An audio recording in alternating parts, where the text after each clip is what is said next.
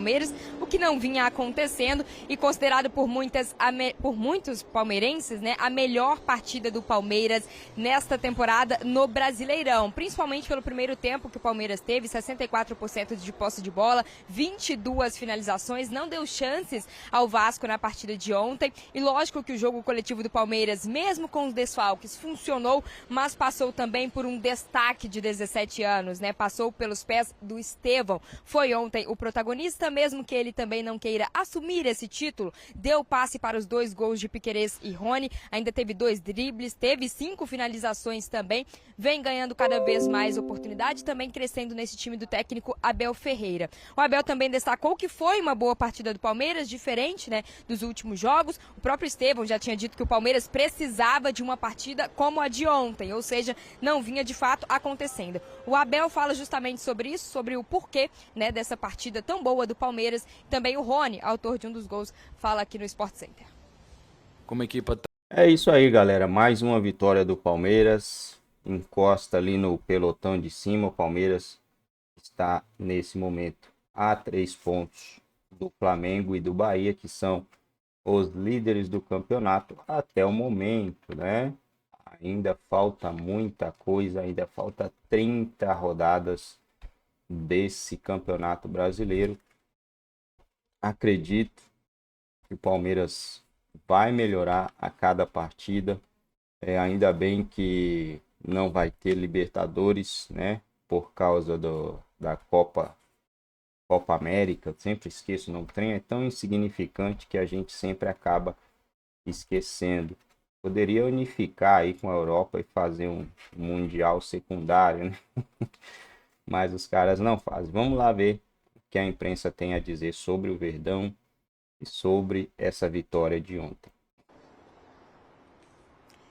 Tá aí o Rony, Abel Ferreira também falando sobre essa partida do Palmeiras e um destaque, né? O Abel falou e citou muito a questão do tempo para treinar, o tempo de descanso também para os jogadores do Palmeiras foi muito importante para que o Palmeiras tivesse então uma partida tão ofensiva como foi a de ontem. Ele também citou o Dudu, que ficou no banco de reservas, voltando, né, a ser relacionado depois de 10 meses fora em recuperação de lesão. O Dudu ficou no banco, como o próprio Abel revelou também na entrevista coletiva, porque o Dudu não estava se sentindo confortável para voltar ontem, né, para jogar ainda, ou seja, vão acontecer algumas conversas até que o Dudu esteja totalmente pronto para voltar a atuar, mas queria estar totalmente com o grupo. O Palmeiras já se reapresentou, né, volta agora aos treinamentos, porque na próxima segunda-feira enfrenta o Atlético, um confronto direto na tabela de classificação, Palmeiras jogando fora de casa em busca de mais uma vitória, também aumentar essa distância ali para o Atlético, jogo fora, em Belo Horizonte, Abel Ferreira em busca de mais 3 pontos com o Palmeiras. Grande jogo, hein, Duda? E a gente vai falar bastante sobre ele também nos próximos dias. Agora, Mari, você vai responder. Né?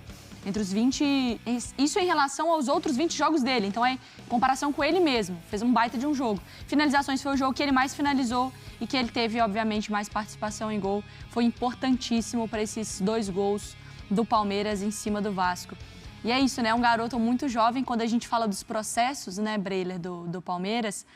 o Estevão foi um que foi galgando ali meio que na calada, o hype em cima de um, em cima de outro, e ele foi assumindo esse protagonismo, ou talvez não esse protagonismo, mas essa responsabilidade de uma forma muito natural, né? Exato. O desempenho do Estevão hoje é reflexo da base do Palmeiras, que hoje é a melhor do Brasil, em processos, em transição, em respeito a etapas. Dificilmente o Palmeiras atropela as coisas. O Estevão é muito jovem, sim, 17 anos, mas há muito tempo já se destaca nas categorias de base do Palmeiras e nem por isso se criou uma grita de tem que ser agora. O torcedor fica de olho, mas o Abel sempre contendo euforia, sempre segurando para colocar o garoto no melhor cenário possível e ele pega um Palmeiras que precisa de jogadores com a característica dele, que joga de uma maneira que favorece um cara que vai para cima, que tem personalidade, que não tem medo de errar. Então, essa é uma virtude muito positiva do Estevão. Ele tá com uma maturidade, né, Breiler? Exato. Porque assim, ele apanhou pra caramba no jogo de ontem e mesmo assim... E não se intimida. Não, e as tomadas de decisões, né, além, claro, da habilidade que já é natural dele, chama atenção, né? E é um jogador com muita habilidade, que não é aquele firuleiro que fica tentando ciscar. Ele vai para cima e é objetivo. Então isso conta muito num time como o Palmeiras, que tem essa ideia, que ajuda o garoto a amadurecer o seu jogo também. Então é muito positivo para o Palmeiras ter esse ambiente na base. Uma base que faz boa transição, que além de revelar, sabe o momento certo de usar, e o Estevão, para mim, está sendo utilizado no melhor momento possível. E é curioso pensar, né? Desculpa. Não, fala. Porque o Abel, ele normalmente é tão contido, né? Quando o assunto quando o assunto é a molecada do Palmeiras, e aí com o Estevão ele se deixa levar, né? Quando ele fala de estar encantado, porque realmente é muito impressionante o que ele faz em campo, olha isso. E assim, o Abel já pontuou, depois de uma partida, acho que foi de Libertadores, inclusive, sobre alguns ajustes, sobre a fase defensiva do jogo, que o Estevão precisa melhorar em algumas questões. E nesse caso, não necessariamente seja o caso de um jogador jovem que você vai ter que tirá-lo para ele poder melhorar. Ele já mostra que ele já amadureceu no jogo. Ele já mostra que ele já entendeu um pouco do que o Abel pede, do que o Palmeiras precisa. Então, é muito legal de acompanhar, porque ele vai se tornando uma peça fundamental no time, ele vai se tornando um cara que influencia diretamente no jogo, e a partir daí ele vai crescendo jogo após jogo. A gente está vendo aí os gols também depois revisados e anulados. Agora, Mari, talvez tenha sido a melhor parte, além do Estevão, né? A melhor partida do Palmeiras no campeonato. Sim. Você destacou, e eu achei que o Veiga jogou muito bem mesmo ontem. Jogou bem. Agora, essa melhor partida do Palmeiras no campeonato é porque, de fato, o Palmeiras foi muito bem e, assim, evoluiu bastante do que vinha apresentando no campeonato? Ou também está relacionado a essa fragilidade do Vasco? Acho que os dois. O Palmeiras não deixou de aproveitar a fragilidade do Vasco, do adversário, para ter o seu melhor jogo. Ele aproveitou a situação. Ele aproveitou o ambiente, ele aproveitou voltar para casa, né, diante dos torcedores, Allianz Parque, não Arena Barueri. Ele aproveitou a fragilidade do Vasco, que realmente cede muito espaço e mais do que isso, não tem poder de reação, né? Assim, ainda não tem poder de reação. Foi muito diferente de um 6-1, mas ainda é muito difícil para o Vasco reagir. Parece que ele tem um limite ali, e o Palmeiras, ele foi de uma intensidade coletiva que o Abel destacou, e foi realmente isso. O Vasco, ele sofreu 56 finalizações em 2 jogos, 25 ao gol. Esse é o número do Vasco, tomando 8 gols, né, em 2 partidas do Álvaro Pacheco. A gente entende, Breiler, que trabalhar no Vasco nada te ajuda. Não é como se tivesse um ambiente te colaborando para você ter um trabalho. Então, assim, o momento político é uma porcaria, a diretoria quebrando pau, SAF, não sei o quê. Saindo, né? Jogador saindo, você contrata um treinador que chega também no meio do caos para tentar corrigir, com o torcedor já assustado. Mas o que eu não gostei da coletiva do Álvaro, e ele tem todo o crédito, ainda tem tempo... Só da coletiva? Não, sim. Porque, beleza, não teve tempo ainda de ajustar o momento. Foram 2 adversários também, é sacanagem. Você pegar Flamengo e Palmeiras já nos seus 2 primeiros jogos. Mas eu não gosto quando o treinador parece que está falando de um jogo que o torcedor não é besta. Não é. Falar que houve um salto de evolução do Vasco. O salto foi que não tomou de 6. Mas poderia ter tomado. Pelo volume de jogo ali do Palmeiras. Nos primeiros 15, dessas finalizações todas, nos primeiros 15 minutos... Já era um massacre ali do Palmeiras. Então, assim, das 28 finalizações, só 6. O torcedor, magoado há 15 anos, tomando pancada há 10 anos, nos últimos 3 anos, desesperado, ele vai para a coletiva de um técnico, querendo acreditar, torcendo para que as coisas se ajeitem, e aí ele fala de um jogo que não foi o jogo. E talvez compara com o Ramon, que falava sobre um jogo que a gente via, né? O Ramon ia para a coletiva e falava, isso aqui foi ruim, isso aqui foi bom. Não é jogar ninguém na fogueira, mas acho que a avaliação... ser um pouco mais próximo do que é a realidade do Vasco, do que o Vasco está jogando. Não dá para jogar tudo na conta do Álvaro Pacheco, Exato. Porque o Vasco não tem a pior defesa do campeonato à toa. Antes mesmo desses jogos, porque muita gente pode recortar, mas pegou Flamengo e Palmeiras, era natural que sofresse 56 finalizações. Mas é o mesmo Vasco que sofreu 4 gols em São Januário do Criciúma. Sim. O mesmo Vasco que sofreu também em São Januário 3 gols do Fortaleza no jogo da classificação da Copa do Brasil. Então é uma defesa muito frágil há bastante tempo, e esse é um problema que o Álvaro Pacheco vai ter de se concentrar em corrigir. Agora, por outro lado, ele demonstra que está tateando, e tateando no escuro, tá perdido até pela situação do clube, em que não há lideranças, e uma situação que demonstra o quão perdido está Álvaro Pacheco. O David no primeiro jogo contra o Flamengo, nem relacionado contra o Palmeiras, vira titular, e aí no primeiro tempo o David era o que estava buscando ali, tentando fazer alguma jogada individual. Ele saca o David no intervalo, um dos que estava se salvando no time. Então, isso tudo demonstra o descontrole do Vasco que vai além do campo. E o Pacheco está nessa situação. O Vasco, no ano passado, se salvou por causa da excelência de um trabalho de um treinador cascudo, um cara com a experiência do Ramon Dias, boleiro, muita vivência de vestiário, conhecedor do futebol sul-americano. De um discurso impressionante, né? Exato, a motivação. Chega o Álvaro Pacheco, que é um treinador ainda que está num estágio incipiente de carreira, ainda mais em clubes nesse estágio, de exigência como o do Vasco. Então, a situação hoje, para mim, é pior que a do ano passado. Nesse estágio que o Vasco estava, pelo menos... É pior. Havia a esperança o jogo, de inclusive. Bem pior. O jogo, inclusive. Então, a única perspectiva hoje para o Vasco é luta contra o rebaixamento até o final. E que já será um alento para o Vasco se conseguir, assim como no ano passado, chegar à última rodada com chances de se salvar, porque não há uma situação que indique uma melhora e o Álvaro Pacheco vai ter de dar a resposta urgentemente, que o próximo jogo é contra o Cruzeiro. Aí sim um time num patamar parecido com o do Vasco em termos de investimento, mas vai ter muita uma dificuldade. realidade totalmente O Cruzeiro diferente. tá bem melhor, Muito né? melhor. Treinador da SAF. Porque, ó, Mari, a gente, quando eu falava do Palmeiras nos últimos jogos, contra o São Lourenço, contra o Criciúma, a gente destacava aqui, vocês analisaram que o Palmeiras teve problemas para criar jogadas diante de defesas bem organizadas. Ontem, claro que muito pelo mérito do Palmeiras, como vocês falaram, do Estevão, do Veiga, da volta do Zé Rafael, que acho que foi importante também. Mas, assim, o Palmeiras, por dentro, tinha um tapete vermelho para o Palmeiras entrar.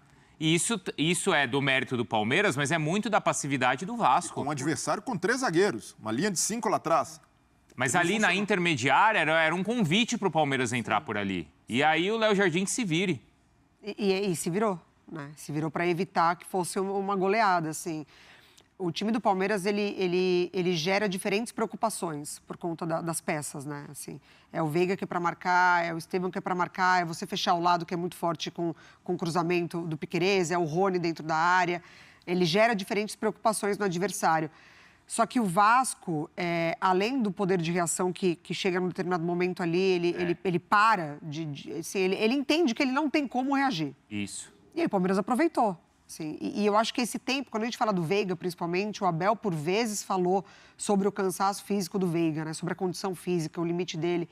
Talvez esse tempo tenha realmente sido pro Veiga necessário, porque ele retorna muito bem. Ontem eu vi uma descrição do Vasco, que o Vasco era fantasmagórico jogando bola. De tão nada. Era um fantasma, era um negócio que dá medo, era um negócio que é isso, porque passa sobre o treinador, mas aí passa sobre como a passividade dos jogadores, mas aí você pensa, como vai cobrar do jogador também É difícil cobrar dos uma caras, loucura, né?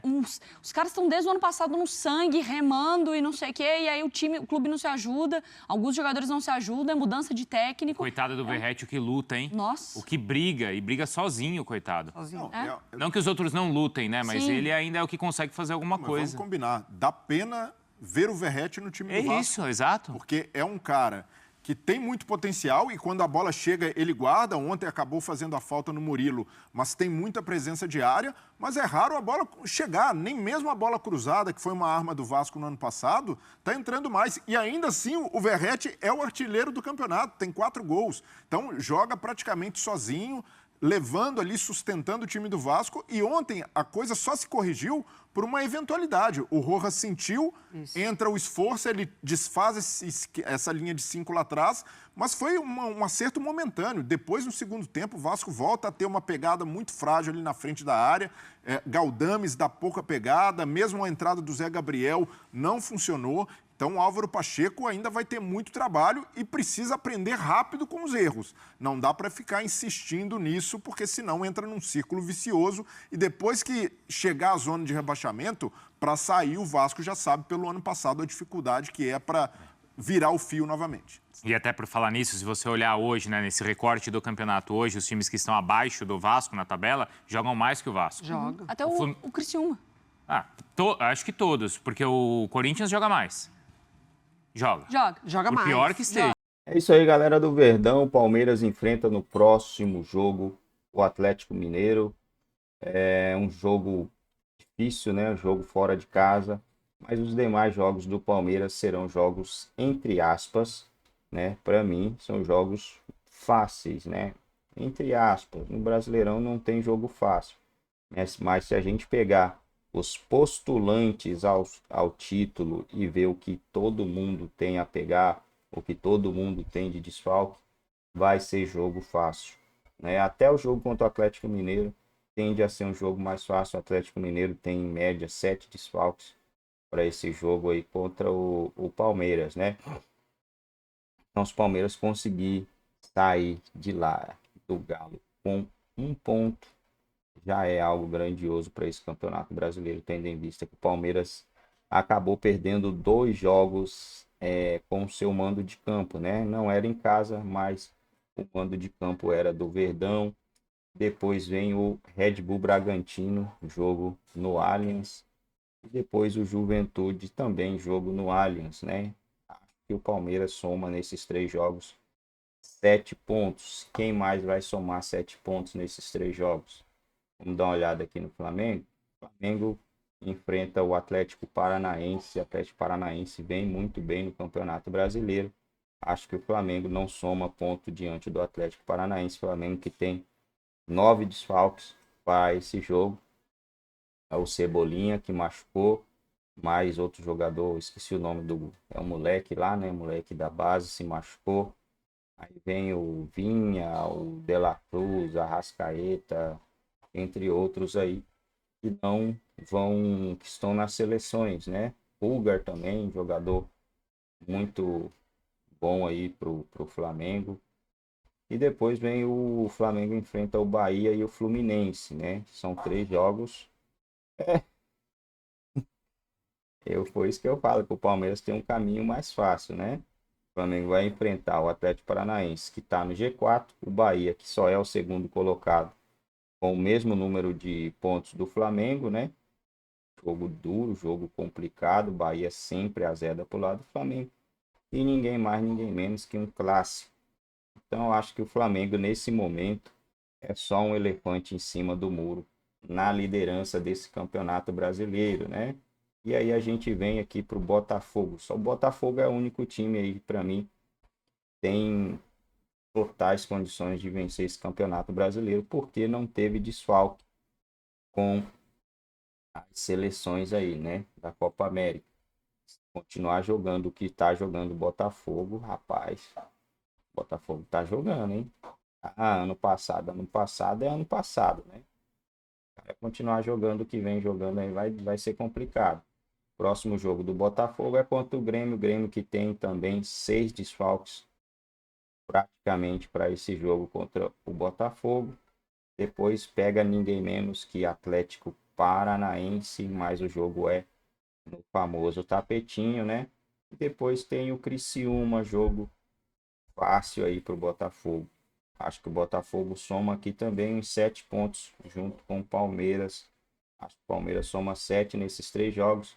E o Botafogo também soma uns 7 pontos nesses 3 jogos. E o Atlético Paranaense, hein? Atlético Paranaense acho que soma uns 6 pontos, né? Porque pega o Flamengo em casa, o Botafogo fora. E depois pega o Corinthians em casa. O Corinthians que é uma mãe essa temporada aqui, né? Vai dar ponto aí para todo mundo. E depois tem o São Paulo que eu acho que não briga pelo Campeonato Brasileiro. Mas é isso aí, galera. Vamos ver como será esse Verdão, né?